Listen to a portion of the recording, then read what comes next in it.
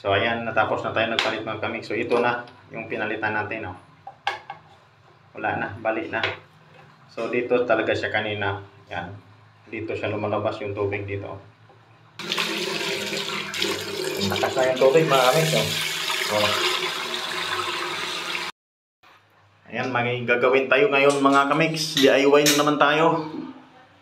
So ito, hindi na to nagagamit dahil dito, ayan, sira na. So naka-close yung tubig niya. So pag i-open natin yan, tingnan nyo. Ayan o. Yung nagsha-shower. So ito yung papalitan natin. Yan. Kaya hindi na siya nagagamit dahil dito, sira na. So ayun, meron tayong pangpalit o. Ito. Babaklasin lang natin dito. At saka dito sa taas o. Ayan. Para maikabit natin to. So let's go.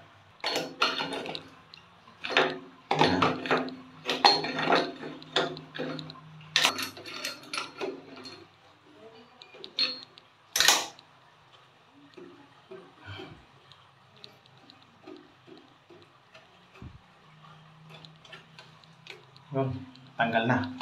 So dito na naman sa taas. Yan. Babaklasin din natin yan.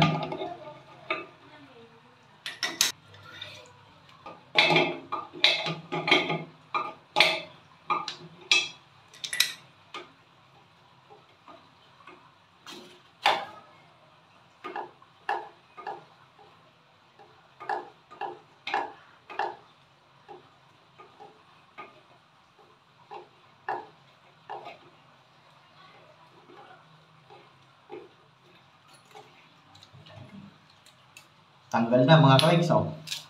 Yan, oh. Oh. Kapit na natin itong bago. Masyado siyang mahaba, pero ayos lang yan. Ganyan na lang gagawin natin, oh. Yan. Kapit na natin ito.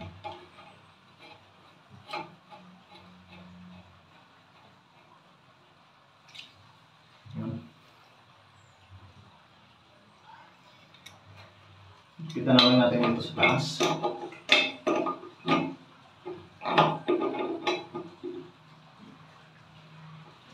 Yun.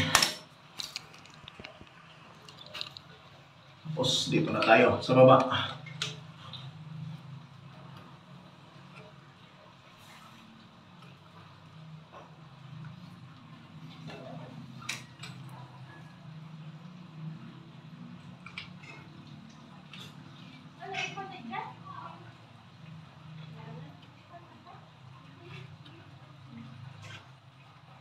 Maging tubiro muna tayo ngayon. Madali lang naman ito gagawin mga kamix. Pwedeng nga ito i-apply sa inyong mga bahay-bahay kung may ganito kayo. Napaka-basic lang ito. Kaya sa mga magaling dyan, shout out na lang sa inyo.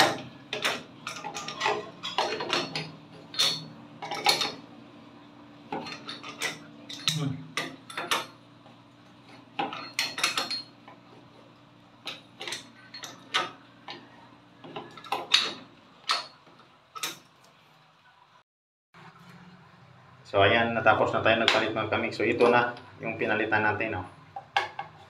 Wala na, balik na. So dito talaga siya kanina. Yan. Dito siya lumalabas yung tubig dito.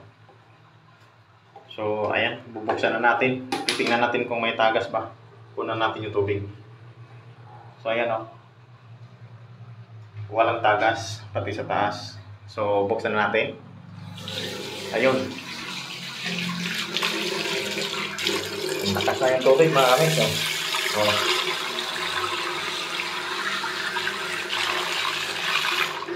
So ayun lang, DIY lang.